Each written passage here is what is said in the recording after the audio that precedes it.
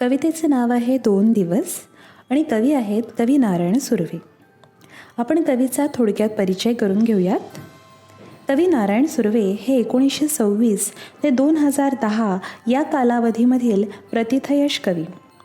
त्यांचे ऐसागामी ब्रह्म, माझे विद्यापीठ, जाहीरनामा, सनद, नव्या माणसाचे आगमन इत्यादी कविता संग्रह प्रसिद्ध आहेत.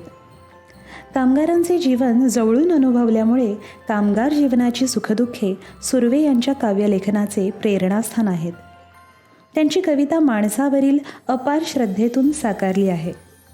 स्वतःच्या प्रकृतीशी जुळणारी, संवादाचा वापर प्रभावीपणे करणारी, बोलीभाषेशी जवळीक असणारी, गद्याच्या अंगाने जाणारी निवेदनात्मक भाषाशैली त्यांच्या काव्यात आढळते. अब कवि का परिचय हम हिंदी में कर लेते हैं. कवि नारायण सुर्वे जी ये 1926 से 2010 इस समय के जाने माने काव्य लेखक. ऐसागामी ब्रह्म, माझे विद्यापीठ, जाहीरनामा, सनद, नव्या माणसाचे आगमन यह उनके द्वारा लिखित काव्य संपदा प्रसिद्ध है. मजदूर जीवन शैली तथा उनके सुख और दुख उनके लेखन की प्रेरणा रही है. इंसान के प्रति श्रद्धापूर्व भाव भावनाओं से उन्होंने अपना काव्य सादर किया है. खुद की स्थिति से जुड़ने वाली, निवेदन के अंग से जाने वाली, स्व साक्षात्कारी असरदार लेखन शैली, ग्रामीण भाषा शैली के नज़दीक जाने वाली तथा गद्यमय रूप से जाने वाली लिखावट सुर्वे जी अपने लिखित साहित्य द्वारा निर्मित करते हैं. आता या कवितेचा सारांश आपण मराठीमधून जाणून घेऊयात. जीवनाची बहुतेक वर्षे सुखाची आशा करत वाट पाहण्यात गेली व उरलेली दुःख भोगण्यात गेली, असे आयुष्याचे वर्णन कवी नारायण सुर्वे यांनी अल्प शब्दात व्यक्त केले आहे.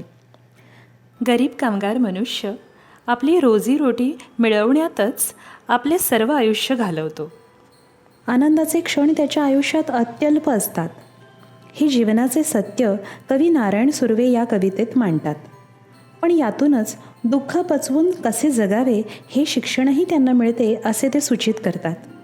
थोडक्यात सामान्य मनुष्याचे जीवन अल्प आनंद व अनंत काळचे दुःख यांनीच भरलेले आहे असा संदेश ते या कवितेतून देतात. अब इस काव्य का सारांश हम हिंदी में जान लेते हैं. जीवन के बहुत सारे साल, उम्र, सुख की राह देखते और बची हुई जिंदगी दुख व्यतीत करते चली गई. कुछ ऐसे ही गिने चुने शब्दों में कवि नारायण सुर्वे अपने जीवन संघर्ष की कथा व्यक्त करते हैं. गरीब मजदूर अपना जीवन अपनी रोजी रोटी कमाने में ही व्यतीत करता है. आनंद का अवसर उसे अपनी ज़िंदगी में बहुत कम प्राप्त होता है. जीवन का यह कटु सत्य कवि नारायण सुर्वे जी ने इस कविता में दर्शाया है.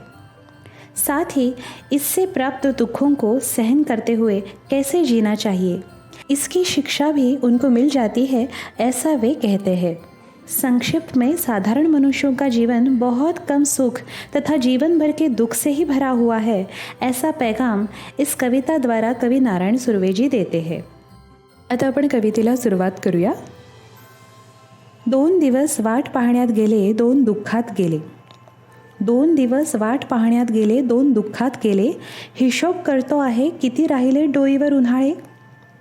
शेकडो वेळा चंद्र आला, तारे फुलले, रात्र धुंद झाली. शेकडो वेळा चंद्र आला, तारे फुलले, रात्र धुंद झाली. भाकरीचा चंद्र शोधण्यातच जिंदगी बर्बाद झाली. आता आपण या कवितेच्या ओळींचा भावार्थ मराठीमधून जाणून घेऊयात. आपल्या गतजीवनाचे वर्णन करताना कवी नारायण सुर्वे म्हणतात की आयुष्याची काही वर्षे हेही दिवस जातील अशा आशेने वाट पाहण्यात गेली, तर काही दुःख भोगण्यात गेली. या जीवनाची वाटचाल करताना ते हिशोब करत आहेत की आता आयुष्याची बाकी वर्षे राहिली तरी किती, अर्थात वजाबाकीत काही शिल्लक नाही. शेकडो वेळा चंद्र उगवला, तारे उगवले, धुंद रात्री सरल्या. म्हणजेच दिवसामागून दिवस व रात्री संपल्या, परंतु आनंदाचे, सुखाचे क्षण काही वाट्याला आले नाहीत. मात्र भाकरीचा चंद्र शोधण्यात म्हणजेच रोजीरोटीसाठी कष्ट करण्यातच आयुष्य संपले आणि वाया गेले असं ते म्हणतात.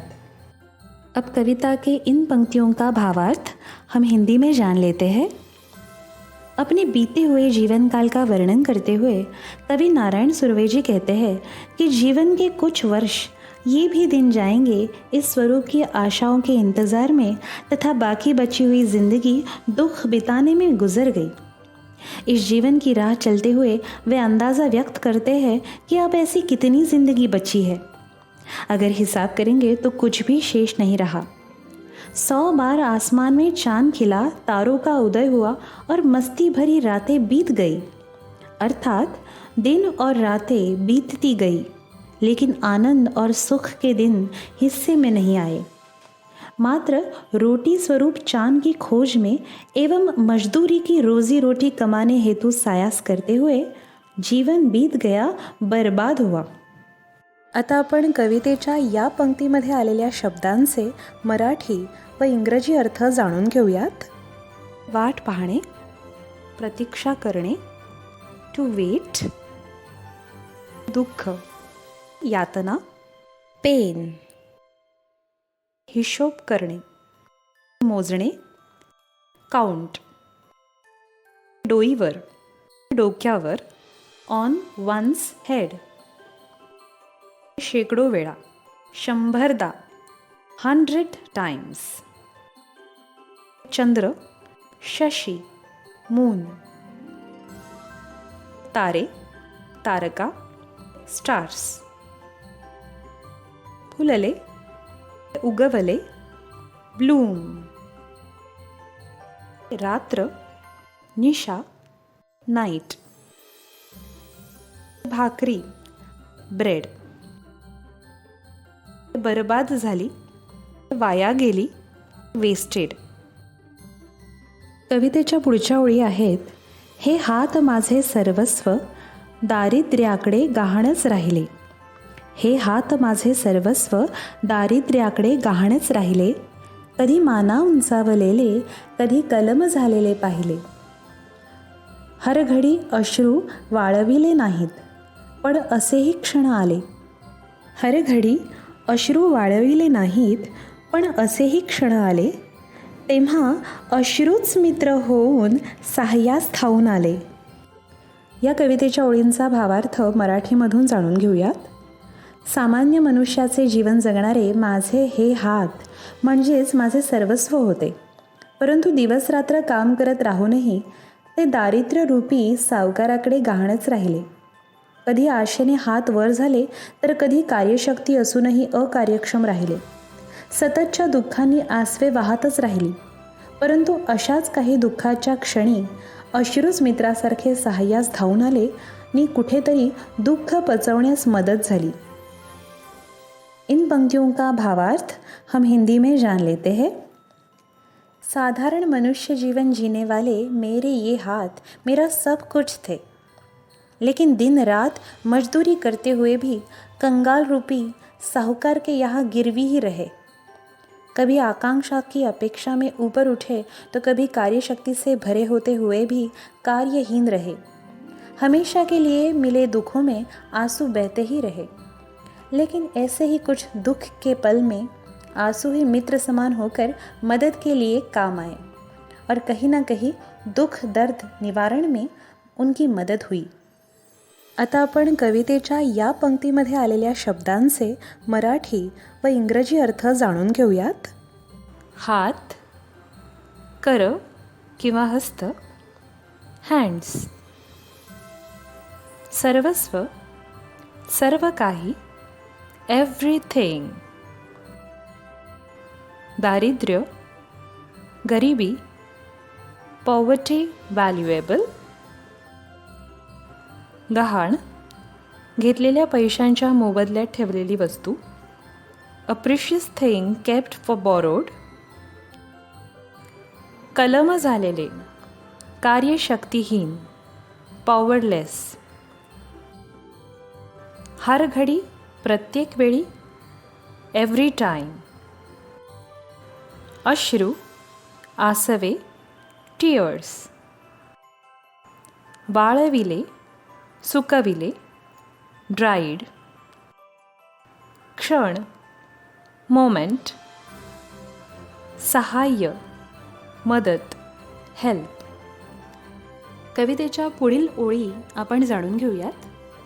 दुनियेचा विचार हरघडी केला, अगा जगमय झालो. दुनियेचा विचार हरघडी केला, अगा जगमय झालो. दुःख पेलावे कसे, पुन्हा जगावे कसे, याच शाळेत शिकलो. झोत भट्टीत शेकावे पोलात, तसे आयुष्य छान शेकले. झोत भट्टीत शेकावे पोलात, तसे आयुष्य छान शेकले. 2 दिवस वाट पाहण्यात गेले, 2 दुःखात गेले. आता या कवितेच्या ओळींचा भावार्थ आपण मराठीमधून जाणून घेऊयात. कवीने नेहमी जगाचा विचार केला, इतरांचा विचार केला. या जगरूपी शाळेत अनुभवांच्या बळावर दुःख कसे सहन करावे, त्याचा सामना कसा करावा आणि पुन्हा नव्याने जीवन पुढे कसे जगावे, हे सर्व कवीला शिकावयास मिळाले. पोलादाला भट्टीमध्ये भाजून तावून सुलाखून उत्तम बनवतात, तसे दुःखांच्या भट्टीत आयुष्य उत्तम रीतीने शेकून निघाले. अनुभवांची शिदोरी भरपूर मिळाली, मात्र जीवन सुखाची वाट पाहण्यातच आणि दुःख भोगण्यातच गेले, असं कवी म्हणतात.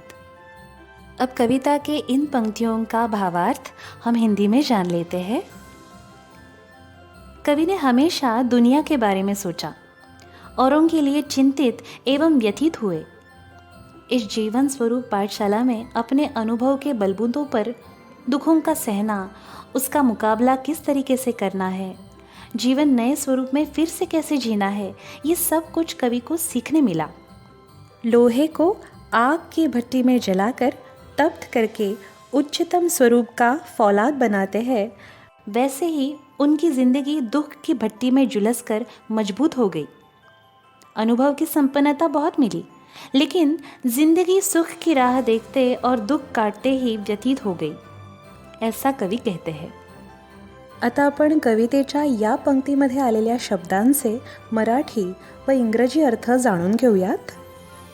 दुनिया, जग, वर्ल्ड. पेलणे, तोलून धरणे, होल्ड और कॅरी. झोतभट्टी, मोठी शेगडी, फर्नेस. शेकणे, तापणे, टू रोस्ट. जिंदगी, आयुष्य किंवा जीवन किंवा हयात, लाईफ और लिव्हिंग. पोलाद, लोखंड, स्टील.